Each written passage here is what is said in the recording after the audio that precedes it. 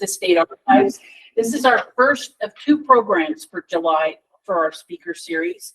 And I'd like to take a moment and introduce people that are here with us this evening. We have Sarah Davis, our state archivist, in the back, trying to hide. And we have Susie Taylor, one of our reference archivists, who is doing technical support and online moderator for tonight's program. We also have Carmen Clayton, who's our records management manager. I'm gonna have a few housekeeping items for you. Those of you who have been here before, you're going to hear them again. Please sign in if you haven't. When you came in, if you haven't, you can sign in on your way out. Please take a moment to silence your cell phones. Restrooms are in the lobby back towards the back by the elevators. We also have remote viewers for this program this evening. For everyone online and in person, we'll have questions at the end of the program. For our viewers online, your mics and video are turned off during the presentation, but you'll be able to turn them on during questions. Please raise your hand using the icon at the bottom of the screen, and Susie will call on you. Or if you prefer not to appear in the recording, you may ask your question in the chat, and it will be read by Susie. Okay. This evening's program is one of our collaborative series with the Wyoming State Parks. The Bozeman Trail, Fort Phil Kearny, past, current, and future journeys. Fort Phil Kearny and associated battlefields is a state historic site and a national historic landmark managed by the Wyoming State Parks with support from the Fort Phil Kearny Bozeman Trail Association. We have two speakers this evening, historian Dave McKee and Trey Wolfblack. As an archaeologist for the U.S. Forest Service, Dave also worked as a tribal liaison and recreation program manager. He received his master's degree in anthropology at the University of Wyoming with an emphasis on plains archaeology. Dave is the president of the Fort Phil Kearny Bozeman Trail Association. Trey is a member of the Northern Cheyenne Nations and a student at Chief Dull Knife College. He's also an intern with the association working through the parks, right? This for insight. Dave will speak about the Bozeman Trail and highlight events that promote and preserve this unique chapter in Western history. And the special project initiated this year is the American Indian College Student Interpretive Ranger Program. Trey is one of the students selected for this program, and he will share stories of the Cheyenne Nations. I'm going to turn it over to them. Thank you very much. Thank you. Well, good evening, everybody, and thanks for being online and thanks for being here. It's great to see interested people. So I'm going to start and I'm going to talk a little bit about the Bozeman Trail, and then I'm going to talk about our association, and then I'm going to turn it over to Trey. If you want to sit for a minute, you can. All right, that works. You'll have to stand for a long time. I'm long-winded. So for the Bozeman Trail, let's start in Montana, or at the time it was Idaho territory. May 26, 1863, and Henry Edgar Bill Fairweather scampered down Alder Gulch in order to stay out of the way of a crow hunting party. And while they were down there with a couple of other miners, they decided to pan and see what they could find. And of course, they found gold. So they made quite a bit. So they said, okay, well, all right, we're going to go to town to buy supplies, but everybody don't say anything and keep it quiet. So they go to town to buy supplies, and as they're leaving, about 200 people are following them out of town. So they make a deal, and they say yes, but we're going to stake our claims first. And then the mining boom in this little piece of Montana starts, and you get the sudden emergence of Virginia City. And by 1865, there were 10,000 people there. The first bank, the first stage station for a short period of time, the territorial capital. And then by 1870, there were about 500 people there. So it was a real typical boom and bust thing. But for the time period in the Bozeman Trail that we're interested in, here's where it's happening. Is at Virginia City and Alder Gulch and at Bannock, Montana. So everybody wanted to get to the gold rush. Jim Bridger established a trail and a route and guided people up the west side of the Bighorn, so through the Bighorn Basin. It was a longer route. It was pretty dry. There wasn't a lot of water and there wasn't a lot of good forage. But it was relatively safe, and we'll get into that in a minute. So he established a trail. Enter John Bozeman. John left Georgia in 1860, and he left behind a wife and 3 children, which he would never see again. But he headed to Colorado, to the gold fields there, and didn't have any luck. He wasn't a very good miner, I guess, or gold panner. And in 1862, he then goes north to get to Virginia City and Bannock and this area up in Montana. Doesn't have much panner up there either. So he and his partner, John Jacobs, frontiersman, decide they can probably make a lot more money and do a lot better if they're guiding gold miners instead of trying to be gold miners. So they decide that they want to find a quicker route than Jim Bridger's and go up the east side of the Bighorn Mountains from the Oregon Trail. That's the whole premise. And if you do that, if you leave the Oregon Trail and the North Platte River and you go up the east face of the east side of the Bighorn Mountains, you've got good water, you've got good forage for your livestock. And it cut about 30 days off the travel time as opposed to Jim Bridger's route going further on the Oregon Trail and then up the west side. So it's a 558-mile shortcut to get to the gold. Of course, what Bozeman was doing wasn't discovering a trail. He was following ancient indigenous trade routes, hunting trails. You can look at the archaeological record and there's bison jumps, buffalo jumps, there's sites all along the trail corridor. So people have been using this route, for 12,000 years. So that's what Bozeman and Jacobs were doing, was just following the established routes. So what they do is they get down to Deer Creek Station in 1863. Deer Creek Station was in Glen Rock, Wyoming. If you go to Glen Rock, you can go down 2nd Street and they put up a little plaque for Deer Creek Station, which was a trading post, and Telegraph Station, Pony Express Station. So in 1863, Bozeman and Jacobs, kind of like this, gather a group of people who want to go to Montana. They pay them and they take a wagon train north. And they get about as far as just north of Buffalo, Wyoming at Rock Creek, if you know the area up around Rock Creek, where they run into Northern Cheyenne, and the Northern Cheyenne say, you got to turn around and go back. This is our country. So the wagon train turns around in 1863. In 1864, Jacobs and Bozeman try again, this time from Richard's Bridge, which is basically in Evansville, Wyoming, or Casper, right on the North Platte. And they take a wagon train up that way. At the same time, Bridger's taking one up along the west side through the Bighorn Basin. And then there's several other wagon trains. So the 64 route from Casper or Evansville becomes the main one. They go north and they hook into the original 1863 route. And then in 1865, the military starts from what is now Fort Fetterman over by Douglas, and they go north and they hook into the 64 and the 63 route. So 3 different starting points on the North Platte.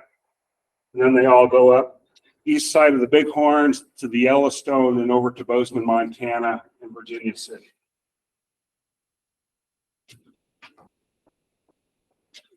Bridger had tried to tell these guys there was one problem with the shorter route. And that's that they were going through ceded Indian territory. So right prior to the Bozeman Trail being used, of course, Laramie Treaty of 51, or some call it the Horse Creek Treaty of 51. This was Crow Indian Treaty territory with the Lakota over here, Cheyenne and Arapaho to the south. By the time Bozeman and Jacobs are establishing a route following these old trails, the Lakota and the Arapaho and Cheyenne have pushed north, and the Crow are now up on the Yellowstone, pretty much. Although everybody's still hunting in here. This is prime bison hunting territory in the Powder River Basin. So it's an incredible value to all the tribes that are using the area. And as people start coming up, the quote-unquote Bozeman Trail conflicts occur. So the response by the government is, gee, we're going to have to make a safe passage. We may have to protect people who are trying to get to Montana. And the government certainly wanted people to get to Montana to get the gold because the Civil War was ending and the government needed money. So I'm going to back up. To try and avoid conflict, the government called out to the tribes, and in June of 1866, they asked the tribes to come in and consult about being able to give people safe passage through their territory up to the Yellowstone. And so they were negotiating, and the tribe said, you know, we might let you through, but you can't build anything, you can't stay. While they're having this consultation, Colonel Henry B.B. Carrington shows up with the 18th Infantry and 30 wagons with all the equipment needed to build forts. So Red Cloud, among others, says, well, okay, there it is, and they leave. Carrington's an interesting character. So he will become the commander at Fort Kearny. He was got his law degree at Yale. His family had property in Ohio, so he went to Ohio and started a law practice. Married Margaret Sullivan. His grandfather founded Columbus, and his father founded Ohio State University. They were good friends of Salmon Chase, who was Lincoln's Treasury Secretary. They got to be friends with the Lincolns. So, and Henry was a scholar of the Revolutionary War. People still cite some of his research on Revolutionary War battles as primary reference. He was an abolitionist and founded the Republican Party in Ohio. So he's kind of an interesting character. But his timing and showing up at Fort Laramie was lousy.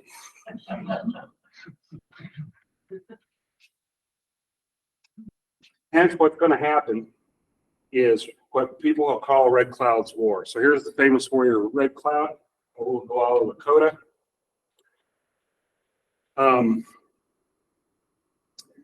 And so Carrington moves north and he re-garrisons Fort Reno. He builds Fort Kearny, and they build Fort C.F. Smith further along the Bozeman Trail in Montana.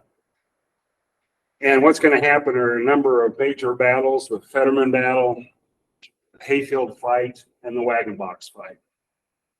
And when we get to the battles a little bit, it's called Red Cloud's War, but it's a bit of a misnomer. He certainly put a coalition of tribes together, and it was the rare instance where tribes worked together as one. And there were a couple of events that precipitated the tribes forming an alliance to try and expel the soldiers and the travelers.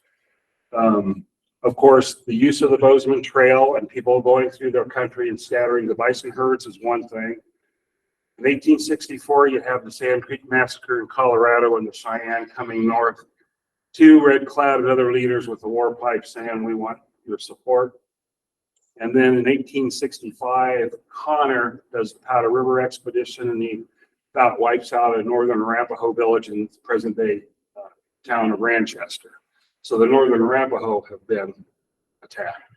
So those three things cause people to want to form an alliance. And Red Cloud indeed was a prominent figure in bringing people together. So Carrington moves north. Red Cloud and all the other people have left, said you weren't serious about negotiating, so we're leaving. Carrington heads north and re-garrisons Fort Reno, originally called Fort Connor during the Connor expedition of 65. But they re-garrison and they relieve the soldiers who'd been there for about 9 to 10 months, who were galvanized Yankees who'd been brought in, so former Confederates. So they re-garrison Fort Reno and he moves north. we'll get to Fort Kearny in a minute, but then he sends some of his men up and they build Fort C.F. Smith on the Bighorn River just across in Montana. And then where our focus is they build Fort Phil Kearny between Little Piney and Big Piney Creek, there between Sheridan and Buffalo. At its peak, probably about 400 and 450 enlisted military people there.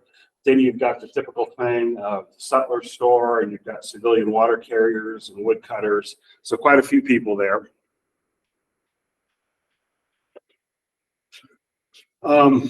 So they build the fort, and the strategy of the tribes, the fort was in a pretty good location. You had good views, you had good water, you had good forage. The only problem with the location of the fort is you were a long way from wood in order to build the fort and then to have fuel. So they would send wagons out and had woodcutters camps up in the Bighorns. And so the tribes figured we would harass and attack the wood trains every day. So they would attack the wood trains. Carrington would dispatch relief from the fort to go relieve the wood trains and the wood wagons and bring them back. So then the tribal forces devised a strategy where they said, you know, if we could just get them to chase us over Lodge Trail Ridge, we'd have them where we want them. On December 6th, it almost happened. They attacked the wood trains, and Colonel Carrington sends Fetterman, and Drummond, and Brown out, and they want to chase and they want to fight the tribal warriors. And they came real close to being in a trap. But they did. They escaped. So on December 21st, the tribes tried the same thing again. So they harassed the wood train, and Carrington says, dispatch forces to go relieve the wood train. And standing on his front porch, he looks at Fetterman and says, but no matter what, don't go over Lodge Trail Ridge. So we're looking from the fort at Lodge Trail Ridge. So Captain Fetterman heads out leading elements of the 18th and a couple of civilians. He had once boasted that he could take a regiment of men and he could take care of the Indian problem. Couldn't stand Carrington. Carrington was a Civil War vet, but he'd never done combat. Fetterman was in the Atlanta campaign. He fought at Kennesaw Mountain. He fought at Jonesboro. He was commended for bravery. So he was a fighter. Didn't care much for his commander, who never fought. But he wanted to go. So he said, I could take a regiment. I said, I could take 100 men, and I could go take care of this problem. So out he goes to the fort with 79 soldiers and 2 civilians, so 81. He's accompanied by Lieutenant George Washington Grumman. Here's another Civil War decorated veteran, but pretty controversial. He was cited for bravery at Kennesaw Mountain and at Jonesboro, but he was also court-martialed for drunkenness and beating up on his soldiers. So he was court-martialed, and his penalty was a written reprimand. So he's there, and he takes mounted infantry as part of Fetterman's group of the 81.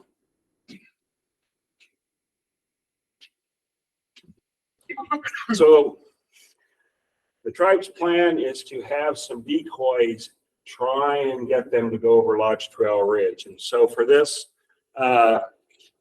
battle, they selected Crazy Horse as a leader, and American Horse and Sword were the Lakota decoys. For the Northern Cheyenne, Wolf, Left Hand, and Big Nose were selected. For the Northern Arapaho, Black Pole, and Eaglehead were selected. There may have been a few other decoys, but the whole idea was to harass Fetterman and Drummond, have them chase them over Lodge Trail Ridge. Even some of the oral history talks about Crazy Horse and Big Nose. When it looked like the soldiers weren't going to follow them, they would get off their horses and look at their horses' feet as if they were lame, and maybe they weren't going to make it over. And of course, the bullets are flying around them. Anyway, then the whole idea is if the soldiers would chase them over, get them out on high backbone ridge, and the scouts, when they had them in place, would then ride their horses and then cross. And that would be the signal to everybody else who's in hiding that the trap had been sprung. So we are looking at a picture of the monument at Fetterman Battlefield. And so they come from over Lodge Trail Ridge and out on this ridge, with the cavalry charging out in front and going out along the ridge and down, and then the infantry coming behind them.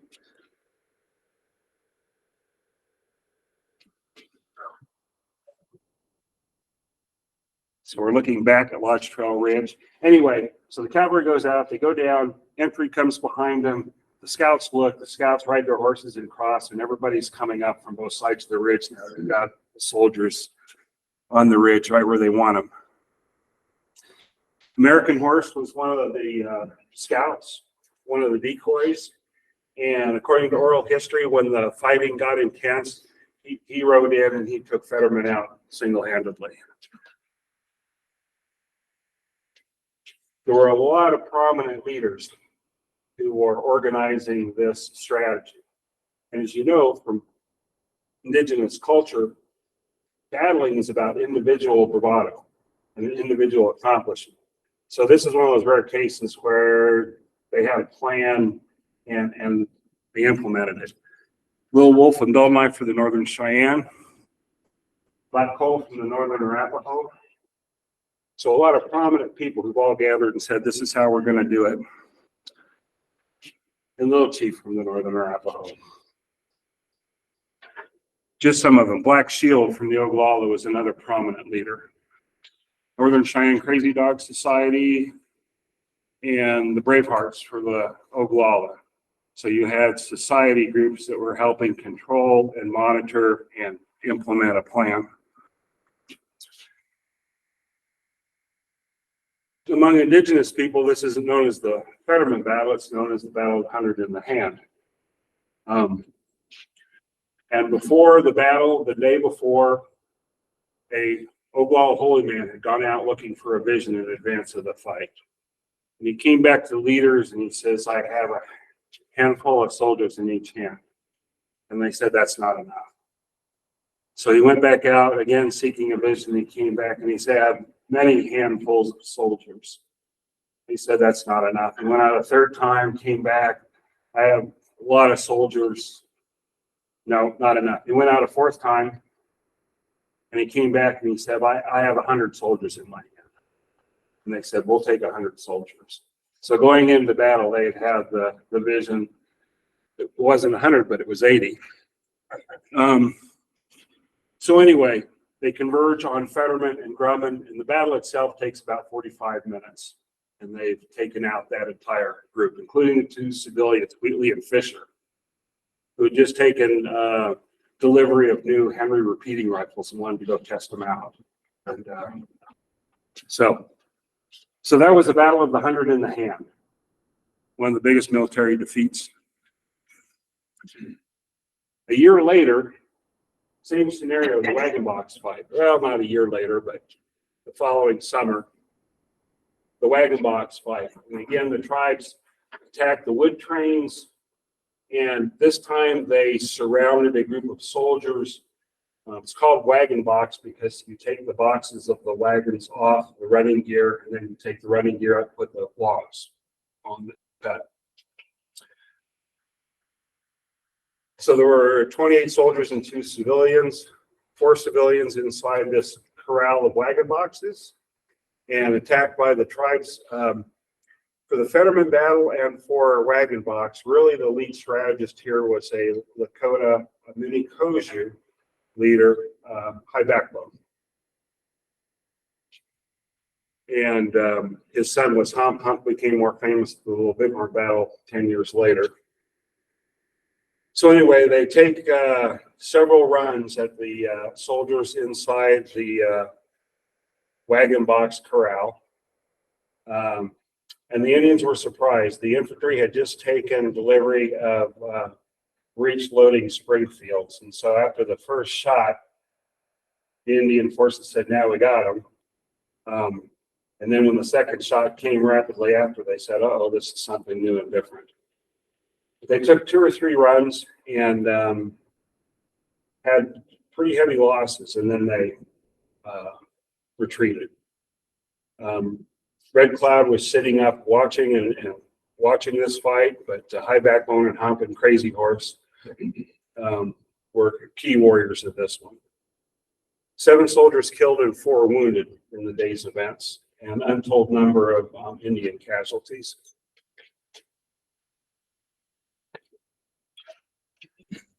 After the Wagon Box fight and the Hayfield fight, which happened the day before Wagon Box up at C.F. Smith, the Cheyenne led that one at C.F. Smith. Anyway, after that and a number of consistent conflicts, battles, loss of life among people coming up the Bozeman Trail, they had the Laramie Treaty Council of 1868. And the U.S. government says, yes, we will abandon the Bozeman Trail and we'll abandon the forts. So in this case, the tribes won. And then in August of 68, forts were abandoned. C.F. Smith, Fort Phil Kearny were abandoned. Red Cloud didn't come in and sign the treaty when they had this council, but he did come in the fall after they had abandoned the forts. And then when the forts were abandoned, Little Wolf for the Northern Cheyenne rode down and burned Fort Phil Kearny down.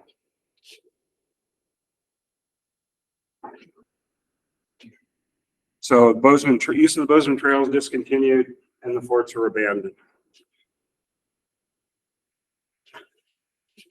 In 1908, the Chamber of Commerce of Cheyenne, Wyoming, had a dedication of the Fetterman Monument, and they invited Carrington to come back and give a speech, which he did. And surviving members of the 18th Infantry, of course, they weren't at the Fetterman Ridge, but they were at the fort.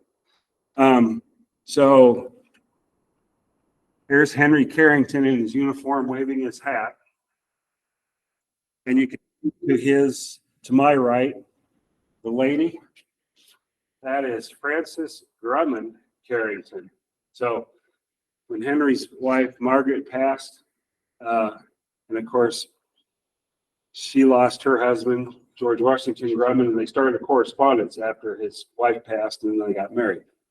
And then some of the survivors of the 18th Infantry. And there's the celebration in 1908 at the Fetterman Monument.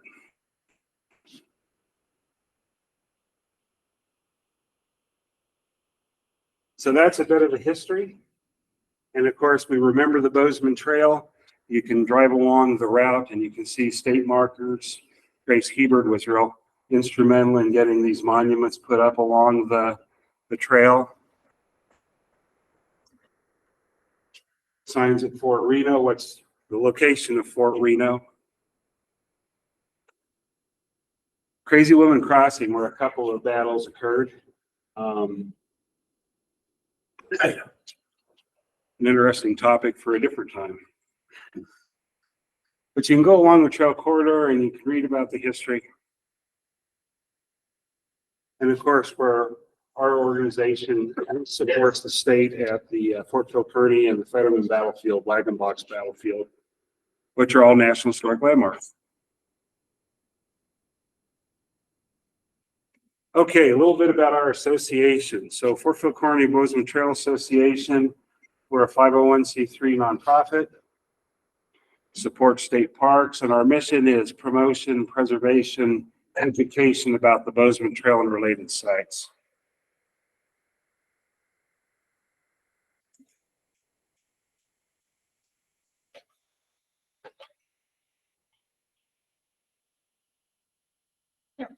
Okay, just a little bit about us. So the nonprofit was established in 1985.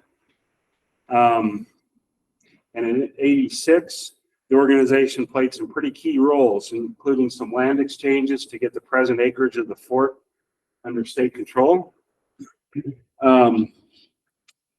And the current interpretive building there was actually a deal the association cut with First Northern Bank and Billings. So that's the current building we have. And then partnering with the state so that we could get staffing, the state could staff the site, and we could have a state historic site. 1991, publication of portraits of Phil Kearny. So if you're interested in Fort Phil Kearny, we have a chapter on all the different characters. And it'd be fun to talk about Margaret Sullivan and Francis Grumman too, and they both wrote books, and those are good reads. But that was a big one. And then we, in 91, acquired 22 acres at the Wagon Box site. So our association has that, preserves that part of the battlefield. And then we acquired 26 acres on Sullivan Hills from the fort, and you look kind of north and west. No major battles occurred on Sullivan Hill, but we're preserving the view shed from development. Thank you. So our current status is we have the bookstore at Fort Phil Kearny. The state staffs it.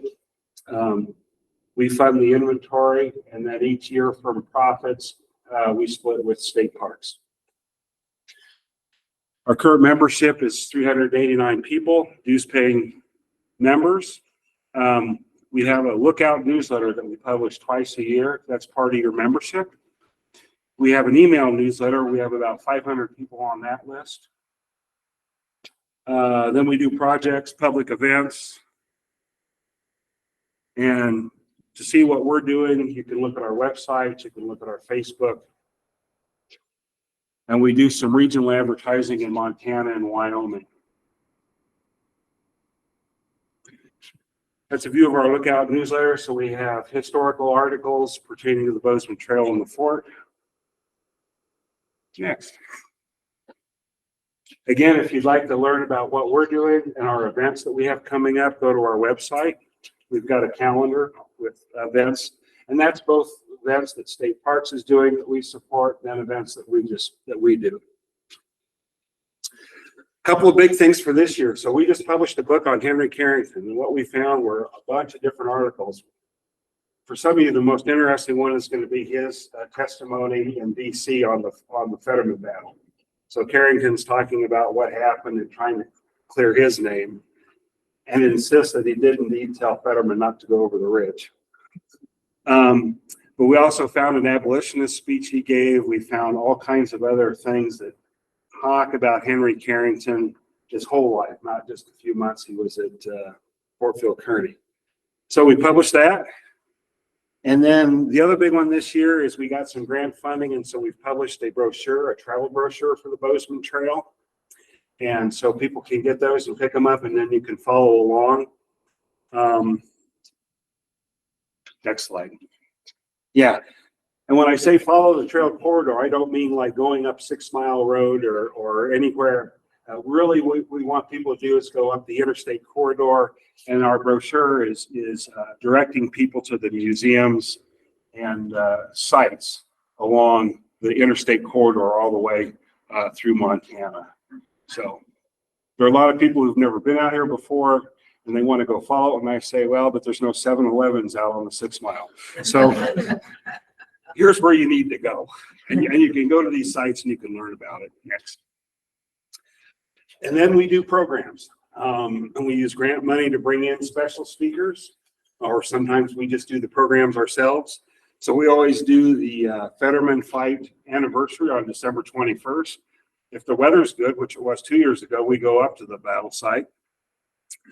And if not, we're down at historic Kearney Hall. So I always thought it would be more real if we went up there in a blizzard, kind of like on December 21st. And then of course the Wagon Box fight, which the ancestors of the indigenous people who fought there, their name for it is they surround the white tents. You have the wagon boxes and the soldiers inside the corral, but before then they had their tents pitched outside. So one of the elders, when he did his winter count drawing and he recorded this event, that was name they gave it was They Surrounds the White Tents. We try to do a real variety of programs. One of the really neat programs we did last year is we brought in Dr. Andrew Cowell from CU Boulder, and he does native languages, and particularly his specialty is Northern Arapaho. So we had him talk about native languages and Northern Arapaho language. It was a great program. We do a wildflower walk and talk at Wagon Box every spring, and that's well attended. So it's not just history.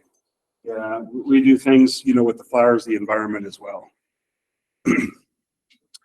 We also trying now to partner with other organizations. So last summer we did a day-long event, Firearms That Influence Powder River Country, and we did that in partnership with the Sheridan Community Land Trust and with the Sheridan Sportsman Association.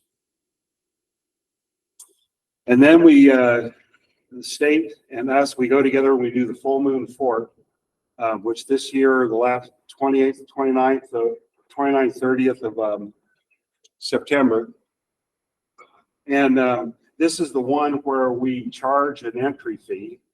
And what we're doing is raising money for the Frontier Regulars, Bob Wilson's group, that do the reenactments and with the uniforms. And so we raise money for the Frontier Regulars through our Full Moon Fort. Last year we had an acting company, and they set up inside the fort, and you'd go around and they would tell stories and tried to make it kind of scary and spooky.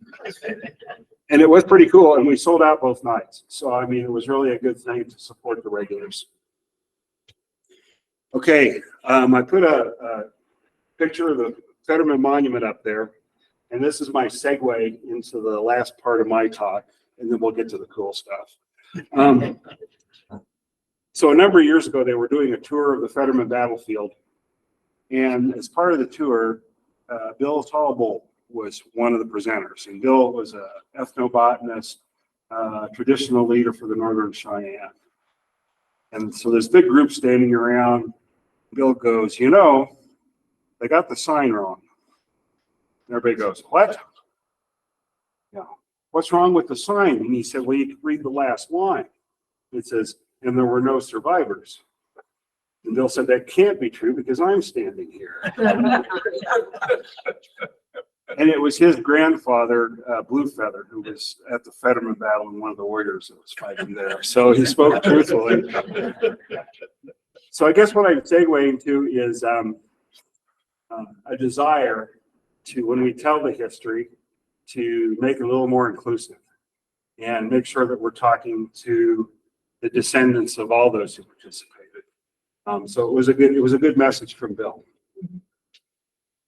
So this is our first year of a American Indian Student Interpreter Ranger program, which our association is spearheading.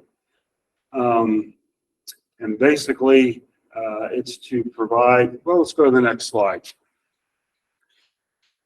So to do this project, the project partners, of course, our organization, Wyoming State Parks and Cultural Resources, the USDA Forest Service, Bighorn National Forest, and the Wyoming Council for the Humanities provide us some funding.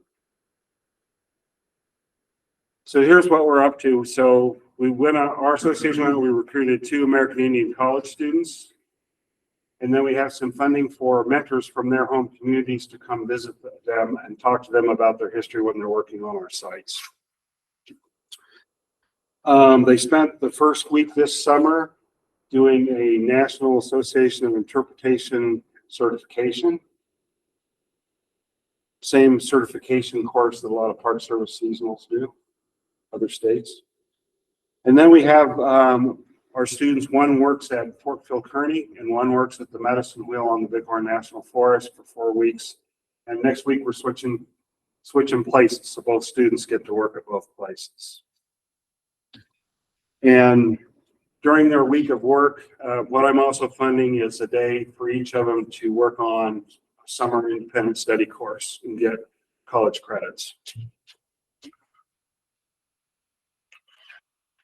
Project goals: employment opportunities for these students, training, and interpretive services and some career development opportunities. For the agencies, for state parks and for the Forest Service, it's to help bulk up their interpretive staffs so we can add people to their effort.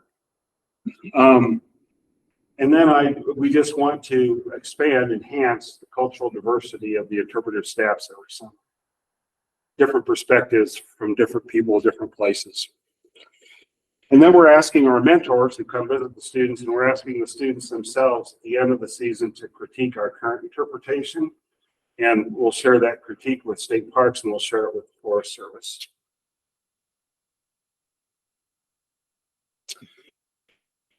So currently Trey's working at Fort Phil Kearny, and his stint there is about done. Slide.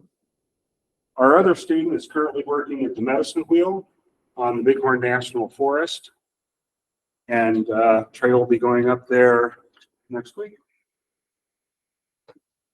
The Medicine Wheel we manage under a historic preservation plan with 7 signatories, including State Historic Preservation Office, Secretary of Interior's Council on Historic Preservation, Bighorn County, and the Medicine Wheel Alliance and the Medicine Wheel Coalition, which are tribal organizations. We just did an updated National Historic Landmark nomination in 2011. We changed the name to Medicine Wheel Medicine Mountain because there's a bunch of interrelated, connected spiritual sites on that mountain. So it's a landscape, not just a site. The boundaries of the new landmark are 4,080 acres. And our period of significance is between 6,700 years ago to the present. And it's still used today. So quite a long time span. So people were there early on. And when we did the updated nomination at the time in 2011, it was the first landmark that was nominated under Criterion 1 traditional cultural place. Since then, others have been, of course. And we'll get to that in a minute. And then Criterion 6, there's a ton of archaeological resources on Medicine Mountain. Traditional cultural place is associated with cultural practices or beliefs of a living community that are rooted in that community's history and are important in maintaining the continuity of the culture, the continuing cultural identity of the community. So as part of the new nomination, 6 years was spent interviewing elders from the different tribes about their knowledge and their history of the medicine wheel and their use of the medicine wheel. And so we documented the importance and that it is a traditional cultural place.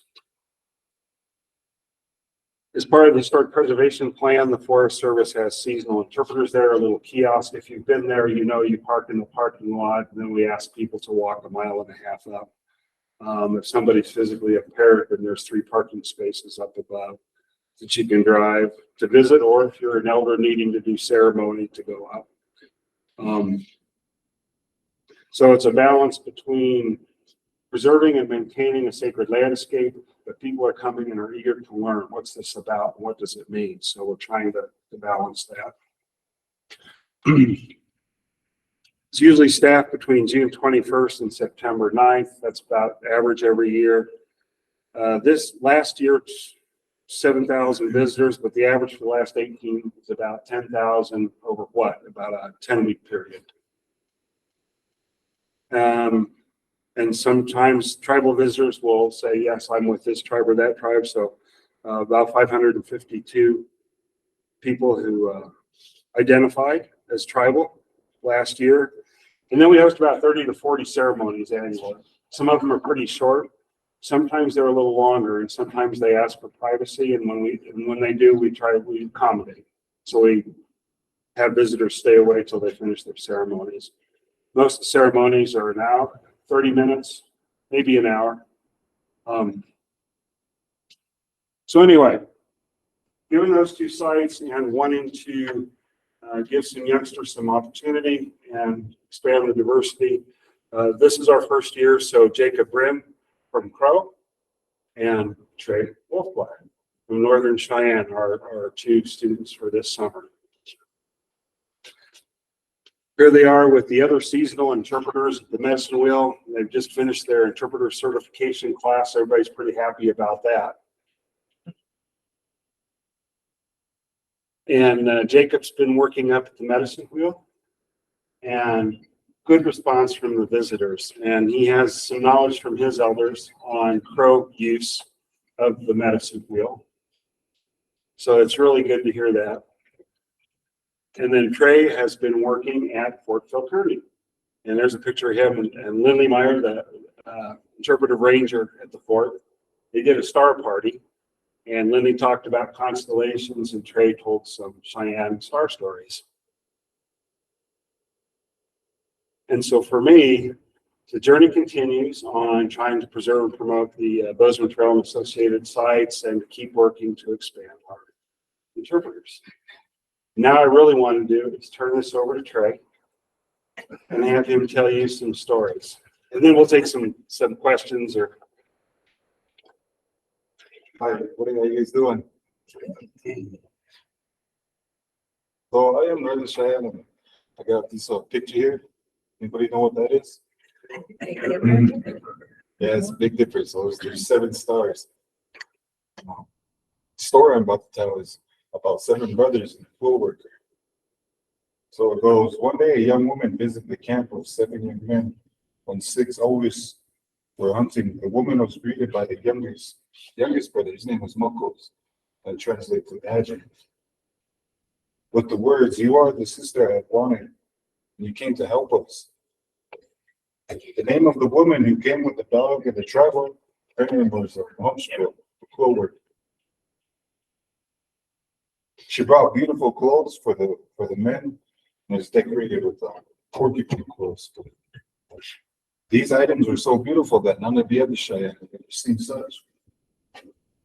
When the brothers returned, one of them wanted to marry the woman, but the brothers resisted because of Cheyenne customs. Relatives could not marry. They were soon all living in a large, beautiful, decorated teepee. And thanks to the woman, the quilt worker, Homeschool, all the brothers were dressed in fine clothing, and they became skillful warriors. The brothers were determined to protect their sisters. Buffaloes invaded the camp and destroyed the glorious teepees of the brothers. However, all the brothers, including his sister, managed to climb the tree. And the brothers from the tree, they had rifles, and they managed to fend off and shoot off as many buffalo as they could. Eventually, they ran out of bullets. However, the youngest brother, Mokos, the Badger, he has magic, he has power.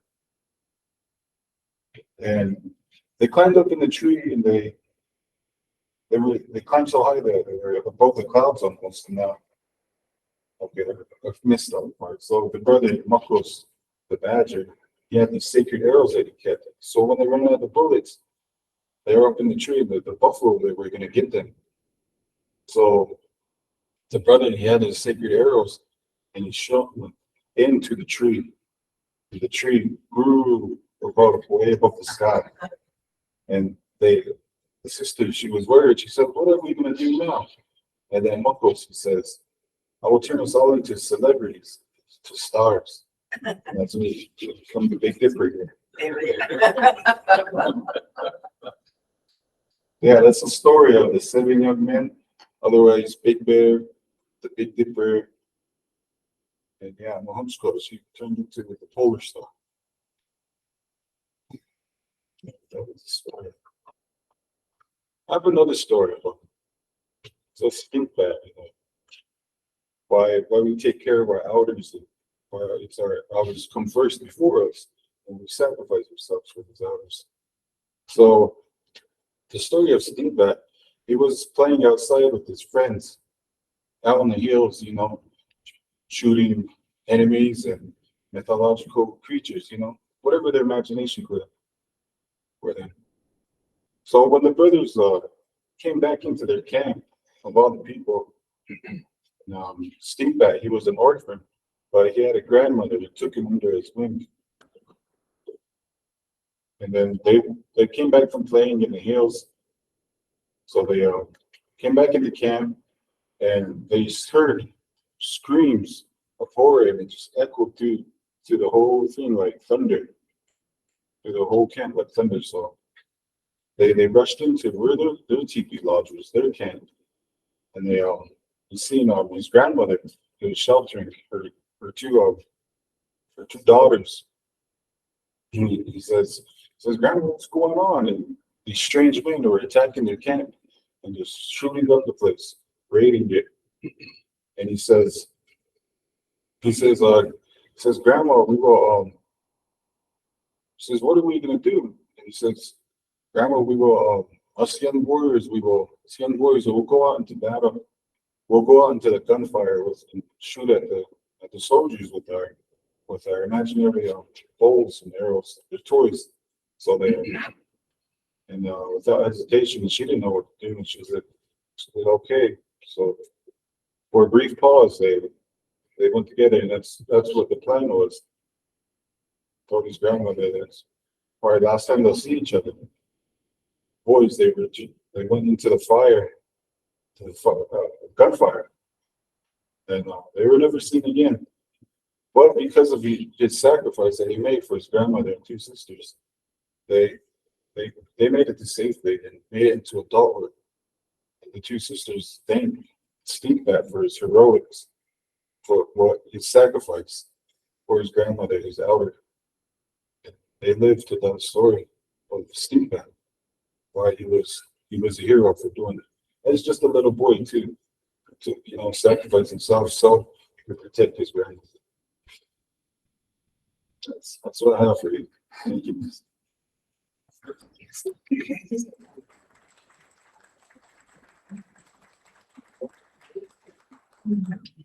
anybody have any questions? I have one. I'm working on a book that's the history of the Wyoming National Guard. And one of our early chapters is about the trails and the forts.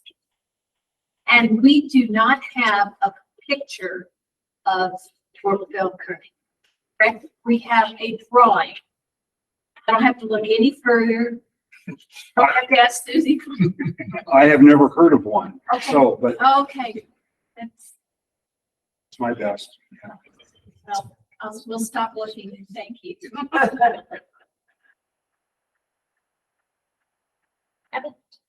If I wanted to know more about the Fetterman fight, can you recommend a reference, a book, or a source? I can. Monet wrote a good book. Trying to think of the author. He just went on my head. He did a 2-volume.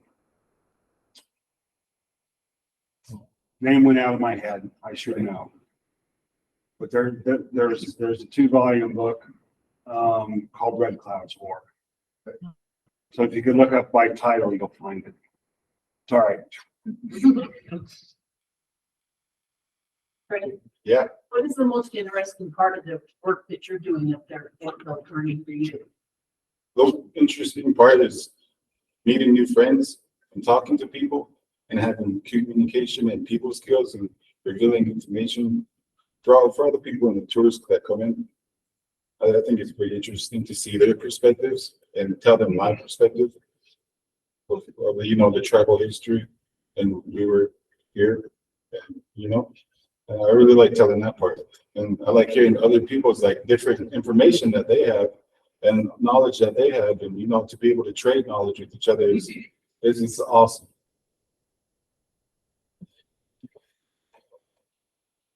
Where will you be next year? Next summer, I plan on reapplying. I like the port, and I haven't got to see the medicine yet, so I'm pretty sure I'll like that one too. Oh, it's just spiritual. It's really cool. Yeah, it's really powerful. A little breezy, but.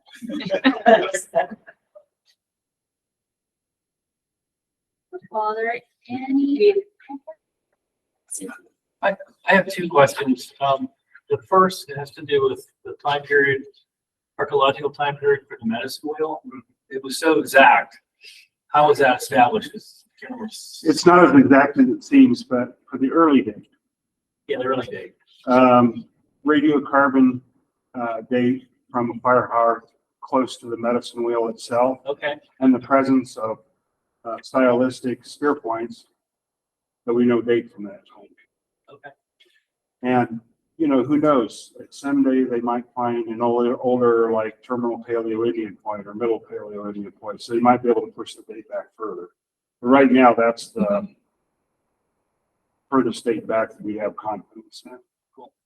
The other question is, was there a indigenous name for the Bozeman Trail? You said that it's basically been used for thousands of years.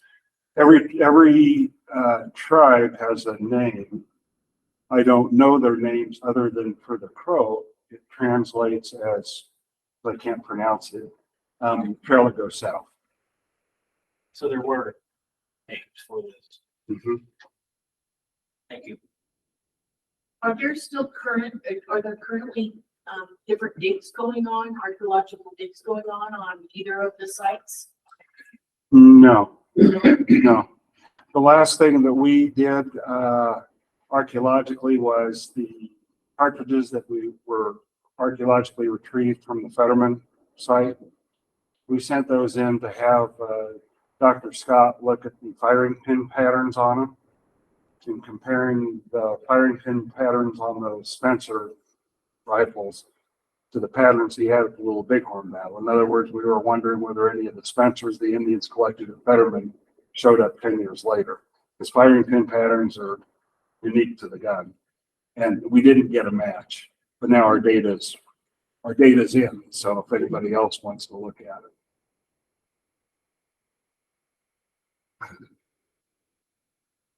Any questions? Well, thank you both so very much for joining us tonight, and thank you as well. I think Robin's got a couple of housekeeping items to kind of wrap things up. Thanks, everybody. Appreciate it.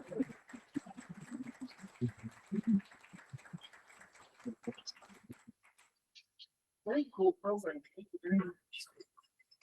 So thank you very much for coming this evening. And as I said earlier, July is a special month in that we have 2 programs this evening. So this month. So please be sure to join us on the 20th. Evan Green will present a program on the legacy of Charles Bristol. Also, you can pick up a calendar at the table back there where Sarah's sitting to show other programs that we have coming up later on this year. Thank you for your continued support. It's nice seeing you here. It's kind of nice and cool in here tonight, isn't it?